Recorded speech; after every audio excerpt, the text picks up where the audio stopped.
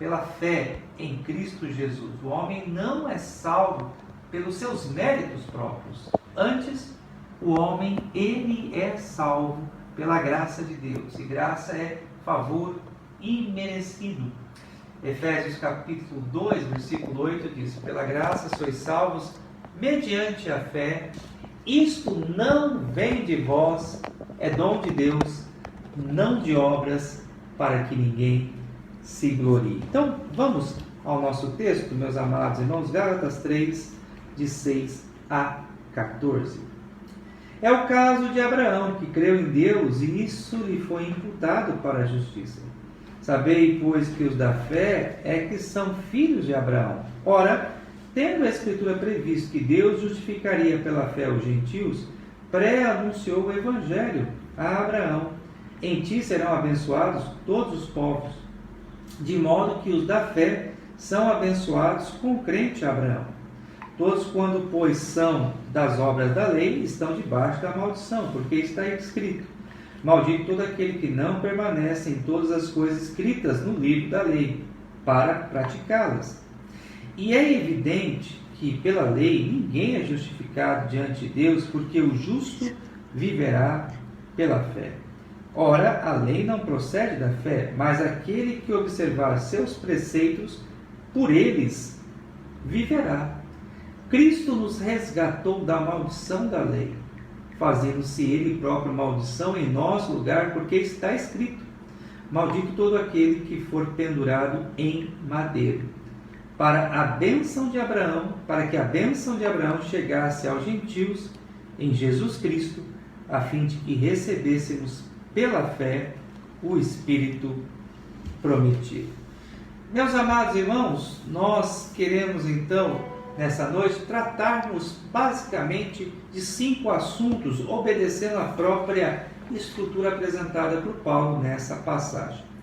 Paulo, ele começa aqui, amados irmãos, em primeiro lugar, defendendo a tese de que Abraão ele não foi salvo pelas obras da lei, mas que Abraão, ele de fato, ele foi salvo pela fé, e pela fé em Cristo Jesus.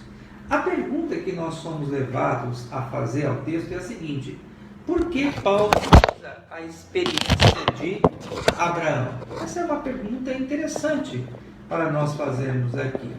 Porque os judeus creem que eles foram escolhidos a partir de Abraão. A partir de Abraão, Deus constituiu um povo para si. Abraão é o pai da fé. Então, os judeus, eles entendem dessa forma, e nós também, cristãos, compreendemos assim. Para que melhor nós entendamos a importância desse argumento, é importante relembrarmos qual era o problema que Paulo estava enfrentando nas igrejas da Galácia. Havia nessas comunidades um grupo denominado judaizantes. Esses judaizantes, eles afirmavam o seguinte: olha, crer em Cristo é bom, mas não é suficiente. Além de você crer em Cristo, é necessário que você faça pelo menos 3 coisas. Primeiro, que você pratique a circuncisão. Segundo, que você observe o calendário judaico, guardando principalmente o sábado. Terceiro, que você se abstenha de alguns alimentos. Então, esse grupo judaizantes, eles insistiam na tese que sem a observação desses preceitos era impossível que alguém fosse salvo. Paulo, como está lidando com pessoas que conheciam o Antigo Testamento, que manuseavam bem o Antigo Testamento e que tinham uma profunda reverência e respeito por Abraão, considerando Abraão como seu pai, Paulo então parte desse exemplo, do exemplo de Abraão, para justificar o seu ponto central nessa carta, que o crente não é salvo pelas obras, mas ele é salvo pela justificação pela fé. Ele é salvo pela fé.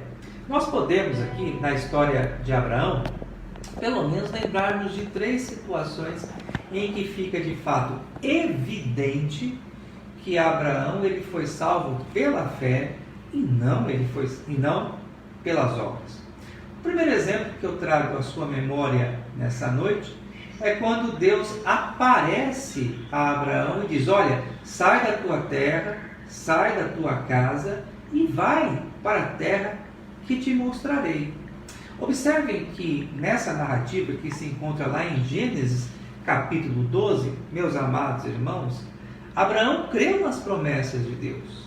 Ele pegou a sua esposa, pegou a sua família e ele partiu para uma terra que lhe era desconhecida. Imaginemos a cena aqui. Abraão se despedindo do seu pai, da sua mãe, dos seus parentes queridos, dizendo a eles o seguinte: olha, eu estou indo para uma terra que Deus preparou para mim. Eu não sei aonde é essa terra. Eu creio que Deus há de me mostrar essa terra no meio do caminho. Abraão ali, ele agiu pela fé. Ele creu nas promessas de Deus. Um segundo exemplo também que nós podemos destacar da experiência, da biografia de Abraão, é a circuncisão. É Deus quem aparece a Abraão, é Deus quem toma a iniciativa de estabelecer um pacto, uma aliança com o seu servo. Os termos desse pacto eram o seguinte: que todo macho, ao 8º dia, seria circuncidado. E a circuncisão seria esse sinal de fé, de que este então pertenceria ao povo de Deus. Notem que Deus é quem toma a iniciativa, é Deus é quem estabelece a norma do rito, é Deus que vai ao encontro de Abraão, e Abraão deveria então responder ao Senhor com a fé. E como é que seria evidenciada essa fé? Obedecendo e cumprindo então o preceito divino da circuncisão. Um terceiro e talvez o mais conhecido exemplo da biografia de Abraão é o sacrifício de Isaque. Deus havia determinado que Abraão sacrificasse o seu filho querido, o filho especial, o filho da promessa, o tão desejado, o tão esperado Isaque.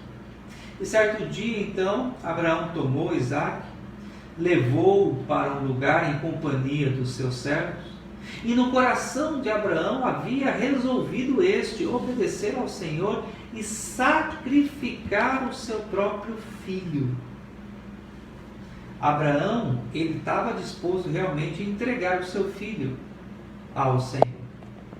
Deus viu a fé de Abraão. Deus viu a obediência de Abraão.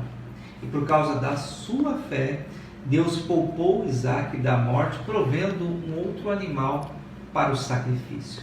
Notem que nesses 3 casos nós temos uma questão em comum. Abraão viveu pela fé, agiu pela fé, andou em obediência à vontade de Deus. Então, no versículo de número 6, é o exemplo que Paulo está dando, que diz: é o caso que Abraão que creu em Deus. E eu estou aqui mostrando aos amados irmãos as evidências da fé de Abraão. E por causa desta fé, isso lhe foi imputado para justiça. O que significa isso? Por causa desta fé é que Abraão ele foi salvo. Abraão não foi salvo pelo seu caráter. Ele não foi salvo pelas suas atitudes. Até porque, quando observamos mais uma vez a história desse personagem, nós podemos observar sérias falhas dele, como todos nós temos falhas. Mas o texto nos mostra, à luz da experiência aqui do apóstolo Paulo, que pelo fato de ter Abraão acreditado em Deus, isso lhe foi imputado para a sua justificação, isso lhe foi imputado para a sua salvação. Então este é o primeiro argumento aqui, meus amados irmãos, apresentado por Paulo, que Abraão ele foi salvo não por aquilo que ele fez, não pelas obras, mas pela fé em Deus. O segundo argumento que nós encontramos agora está no versículo de número 7, Gálatas 3:7, para os irmãos que chegaram agora. Nós vamos ler até o versículo 9, na verdade.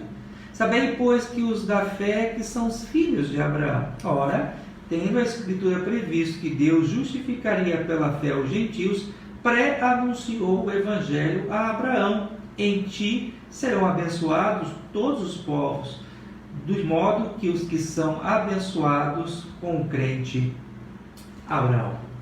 O segundo argumento que nós podemos destacar aqui, amados irmãos, é que Abraão ele foi o precursor do Evangelho para os gentios. Abraão foi o precursor do Evangelho para os gentios. Qual é o intuito de Paulo ao fazer tal afirmação?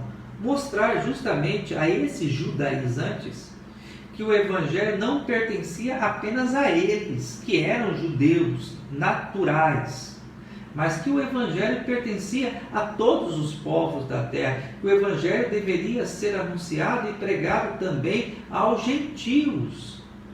Esses judaizantes, eles tinham uma certa dificuldade quanto a isso.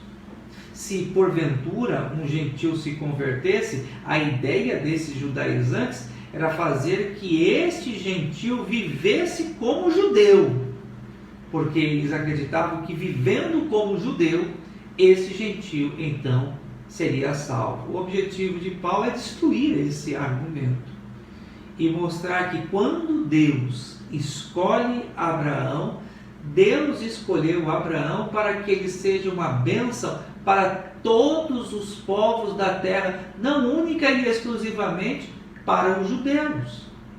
Paulo tem como objetivo aqui nessa sessão abrir os olhos desses judaizantes, trazendo eles a verdade do Evangelho, convencendo eles que eles estavam de fato errados, que eles deveriam entender que o Evangelho deveria ser pregado e anunciado a todos os povos da terra. Uma rápida aplicação aqui, meus amados irmãos. A igreja ela não pode ser uma comunidade exclusivista, fechada em si mesma. A igreja ela tem no seu DNA a incumbência de pregar o Evangelho e anunciar o Evangelho a todos os povos. A igreja ela precisa ter as portas abertas. A membresia da igreja precisa também ter o coração aberto, sempre pronto a receber novas pessoas. Nós não podemos ser tomados, meus amados irmãos, pelos ciúmes, pela inveja, pelo medo de que alguém que se chegou agora à igreja há de tirar o nosso lugar, há de fazer melhor aquilo que eu faço na igreja. Esse é um pensamento, meus amados irmãos, errado, e que nós, como comunidade cristã, precisamos combater. Todos aqueles que são atraídos ao Evangelho, à verdade da palavra de Deus, devem ser recebidos na igreja com todo o amor, com todo o carinho. Não caiamos, meus amados irmãos, no mesmo erro dos judaizantes, de fecharmos a igreja, de sermos uma comunidade em si mesmada. Antes, a igreja ela precisa ser uma comunidade aberta, pronta a receber todas as pessoas. A terceira lição que nós aprendemos à luz desse texto, meus amados irmãos, é que a lei ela é inútil. No argumento de Paulo aqui, a lei ela é inútil para a salvação do homem. O argumento de Paulo é que a lei é inútil para a salvação do homem. Paulo revela 3 características dessa lei que é inútil para a salvação do homem. Vejam vocês, por gentileza, o versículo de número 10. Paulo diz: todos quanto, pois, são das obras da lei, estão debaixo da maldição, porque está escrito: maldito todo aquele que não permanece em todas as coisas escritas no livro da lei para praticá-las. Vamos entender aqui que tipo de lei que o apóstolo Paulo está falando. Paulo está aqui pensando, meus amados irmãos, em todo o conjunto de lei que está presente no Antigo Testamento. Os judaizantes, eles ainda insistiam em crer que para ser salvo era necessário a observância da lei. Mas Paulo combate esse argumento até mesmo pelo uso da lógica. Não há um homem que consiga obedecer todos os preceitos da lei. Não há um homem que consiga andar corretamente cumprindo todos os ensinos da lei.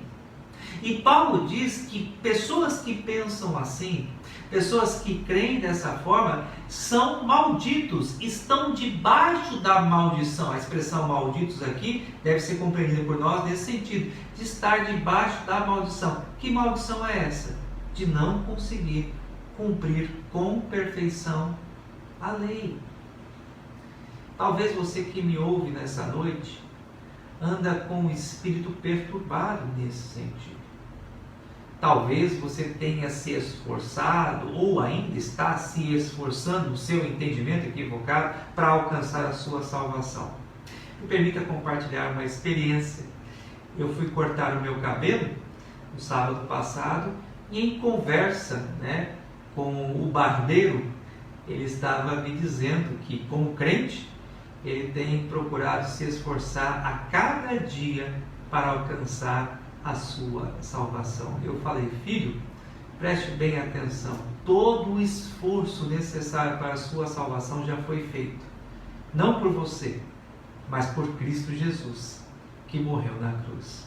Portanto, quando o homem deposita a sua esperança, quando o homem deposita a sua fé em si mesmo, este não percebe que está debaixo de uma maldição, que está debaixo de uma condenação, porque por maior que possa ser o seu esforço, no sentido de obedecer à lei, você jamais alcançará a salvação, porque você há de tropeçar num ponto da lei de Deus. Então, nesse sentido, Paulo afirma que a lei, ela é inútil e ela conduz o homem à maldição.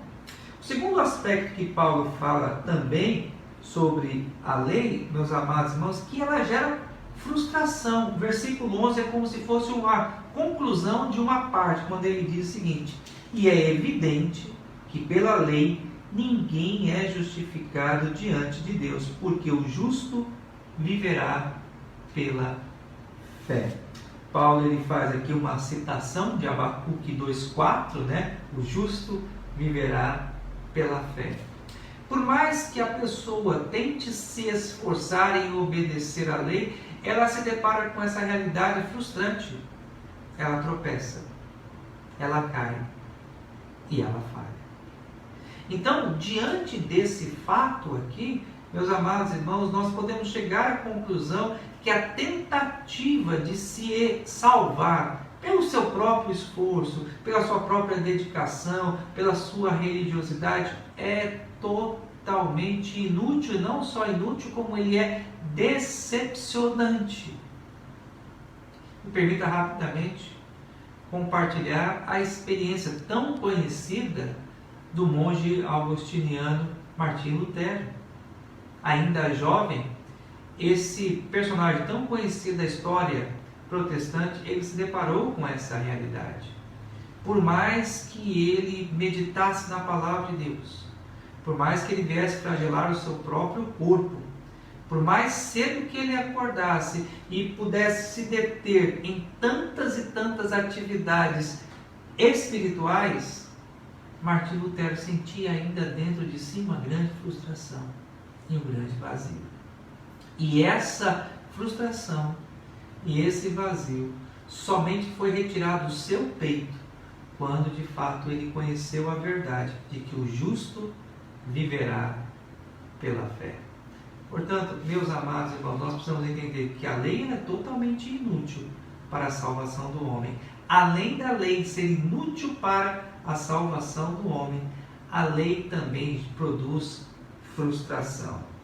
Mas Paulo, ele aproveita, e aqui é o meu quarto ponto, para nos apresentar o lugar correto da lei. Vamos recapitular o que a gente viu até aqui, antes de prosseguirmos, para que nós não percamos a nossa linha de raciocínio. A primeira questão importante que nós vimos é que, de fato, Abraão, ele foi salvo pela fé. Abraão foi salvo pela fé e não pelas obras. Segundo ponto importante que nós vimos, que Abraão ele foi o precursor do Evangelho aos gentios. Do versículo 7 ao versículo de número 9, Deus escolheu Abraão para que ele fosse uma bênção para todas as nações da terra. E acabamos de ver que a lei ela é inútil para a salvação do homem, pelo contrário, ela produz dois sentimentos, maldição e frustração. Diante desse fato, talvez você possa agora pensar o seguinte: então, pastor, já que eu sou salvo pela fé, já que eu sou alvo da graça de Deus, então eu posso viver no pecado? Eu posso então viver cometendo erros que não haverá problema nenhum? Então basta eu crer em Cristo Jesus que eu posso viver completamente no pecado, em desobediência à lei de Deus, que isso não trará sobre a minha vida nenhum tipo de punição e castigo? Aqui é como se Paulo respirasse, colocasse um freio e colocasse aqui a discussão acerca da lei no seu devido lugar. Vejam vocês, por gentileza, o versículo 12. Paulo diz: ora, a lei não procede da fé, mas aquele que observar os seus preceitos, por ele viverá. O argumento de Paulo aqui, amados irmãos, é o seguinte: como eu posso evidenciar a fé? Como eu posso demonstrar que fui justificado pela fé? A forma como nós temos de mostrar que verdadeiramente somos salvos, fomos justificados, é a obediência. O argumento de Paulo é o seguinte: a obediência não produz fé, mas a fé produz obediência. Vou repetir e guarde bem isso. A obediência não produz fé. A guarda dos preceitos, dos princípios religiosos não vai gerar a fé salvadora, a fé genuína. Mas a fé genuína, a fé em Cristo, quando uma pessoa é justificada pela fé, naturalmente ela tem uma predisposição ao exercício da obediência. Por isso que Paulo diz: aquele que observar os seus preceitos, por ele viverá. Algumas pessoas têm dificuldade de compreender esse versículo, porque Paulo ele vem destruindo a tese de que o homem é salvo pela lei, mas aqui no versículo 12 ele chega e afirmando que aquele que observar os seus preceitos viverá. É que Paulo aqui ele já está preparando os seus leitores para um assunto que ele trata mais à frente, que também foi alvo de objeção por parte dos judaizantes, que é a questão da libertinagem. Ou seja, nós fomos chamados por Cristo Jesus à liberdade, no sentido de que nós não somos salvos pela obediência à lei, por aquilo que nós fazemos, nós somos salvos pela fé. Mas essa fé, ela não produz libertinagem, pelo contrário, ela produz santificação. E vamos parar aqui, e eu quero rapidamente conversar com você. Você tem a evidência da justificação pela fé na sua vida? Como saber que verdadeiramente você é alguém justificado pela fé? A questão aqui ela é simples. Aquele que foi justificado pela fé, ele naturalmente tem uma predisposição ao exercício da obediência à palavra de Deus. Ele obedece não para ser salvo, ele obedece porque foi salvo. O salvo tem prazer numa vida de santidade. Aquele que foi justificado pela fé tem prazer em caminhar em retidão. E o último argumento de Paulo aqui, amados irmãos, Paulo ele termina, podemos dizer assim, essa sessão, falando justamente sobre o propósito da obra de Cristo. Paulo termina então aqui essa discussão. Ele começa em Abraão, ele termina em Cristo, e aqui Paulo encerra então os versículos 13 a 14, falando então sobre por que Cristo se encarnou, por que Cristo veio ao mundo e qual é o propósito da sua obra. Versículos 13 e 14, a palavra do Senhor assim diz: Cristo nos resgatou da maldição da lei, fazendo-se Ele próprio maldição em nosso lugar, porque está escrito: maldito todo aquele que for pendurado em madeiro. Uma citação de Deuteronômio 21, 23. para que a bênção de Abraão chegasse aos gentios em Jesus Cristo, a fim de que recebêssemos pela fé o Espírito prometido. Então, amados irmãos, por que Cristo morreu na cruz? Qual o propósito da morte e da ressurreição de nosso Salvador? 3 são esses propósitos. Primeiro, à luz do versículo 13, nos resgatar da maldição da lei. Vamos entender isso. Todos nós estávamos condenados. E por que todos nós estávamos condenados? Porque todos nós somos incapazes de obedecer perfeitamente à lei de Deus. Logo, portanto, se todos nós somos incapazes de cumprir a lei, incapazes de obedecer a lei, pela própria lei nós somos condenados. Mas Cristo, quando Ele veio ao mundo, Ele cumpriu perfeitamente a lei de Deus, sem tropeçar em ponto algum.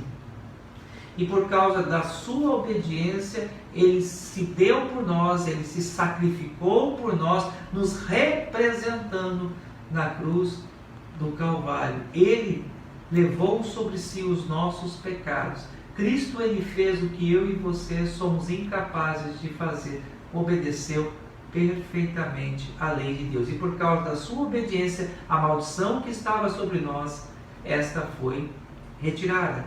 Em segundo lugar, Cristo, Ele morreu na cruz, meus amados irmãos, para a expansão do Evangelho. O versículo de número 14 diz: para que a bênção de Abraão chegasse aos gentios em Jesus Cristo. Então, Cristo é o cumprimento das bênçãos que Deus concedeu a Abraão. Cristo, Ele é o cumprimento das promessas que Deus fez a Abraão. Deus não prometeu que em Abraão serão benditas todas as nações da terra? E de que forma todas as nações da terra foram abençoadas? Justamente por causa de Cristo Jesus. As nações da terra não foram abençoadas por causa da sua riqueza, da sua prosperidade, do seu sucesso econômico, por causa do desenvolvimento tecnológico e científico. Não! As nações da terra, elas são abençoadas por Deus por causa de Cristo Jesus, por causa de nosso Redentor. E o terceiro propósito da morte de nosso Salvador, finalzinho do versículo 14, é para que nós recebêssemos o Espírito Santo de Deus. Como é bom saber que nós nunca estamos só, que o Espírito Santo de Deus, Ele está sempre ao nosso lado, nos confortando, nos consolando, testificando ao nosso coração que somos filhos da promessa. O Espírito Santo de Deus, Ele é o selo que nos garante que um dia nós herdaremos a vida eterna. Na antiguidade, o selo era colocado sobre uma correspondência, uma carta ou uma encomenda, e era a garantia, como nos dias de hoje também ainda é, que essa encomenda ou carta há de chegar ao seu destino final. A certeza que temos de que um dia estaremos com o Pai na eternidade é o fato do Espírito Santo de Deus habitar em nosso coração. Que Deus nos abençoe. Que o Senhor nos dê uma ótima semana. Que o Senhor fortaleça a nossa fé.